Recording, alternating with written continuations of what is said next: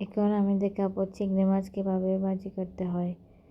আমি একটা fry pan নিয়েছি। ফ্রাই প্যানের মধ্যে পরিমাণ মতো তেল, পরিমাণ মতো রসুন আর পেঁয়াজ কুচি দিয়েছি। এখন পেঁয়াজ কুচিগুলো ব্রাউন কালার হয়ে গেলে পরিমাণ মতো আপনি এই পেঁয়াজ কুচিগুলো ব্রাউন কালার হয়ে গেলে পরিমাণ মতো টমেটো দিয়ে দেবেন। এরপর নাড়তে হবে। নাড়ার পর মশলা দেবেন। পরিমাণ মতো মরিচের গুঁড়ো, হলুদের গুঁড়ো, জিরে গুঁড়ো, ধনিয়া গুঁড়ো দিয়ে নাড়াতে হবে। নাড়ার পর সব মশলা দিয়ে এখন নাড়াচাড়া করবেন।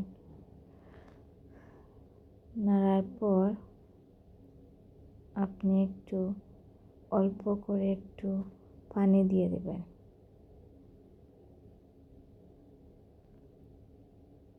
অল্প করে একটু পানি দিয়ে দেবেন।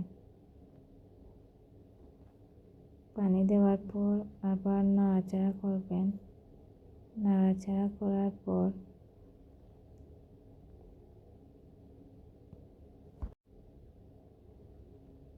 এই যে নাড়াচাড়া হচ্ছে, আপনারা নাড়াচাড়া করার পর একটু সময় পরে এই মাছগুলো দিয়ে দেবেন।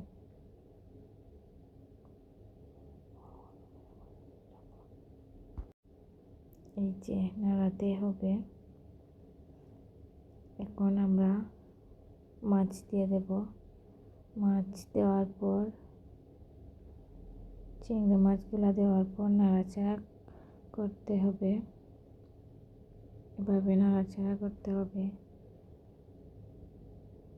মশলাগুলো গায়ে গায়ে লাগতে হবে।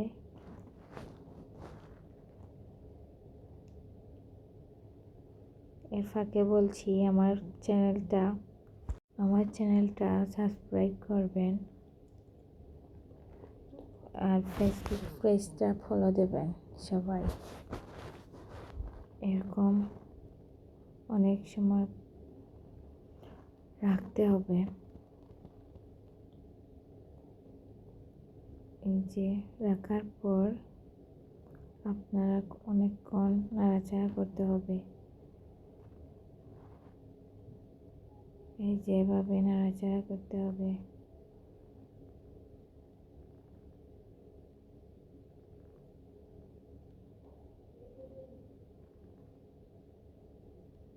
নাড়াচাড়া করার পর একটু পানি দিয়ে দেবেন। পানি দিয়ে মাছগুলোর ভেতরে একটু মশলাগুলো ঢুকবে। তারপর নাড়াচাড়া করে ঢাকনা দিয়ে রেখে দেবেন। এরকম নাড়াচাড়া করে ঢাকনা দিয়ে রেখে দেবেন।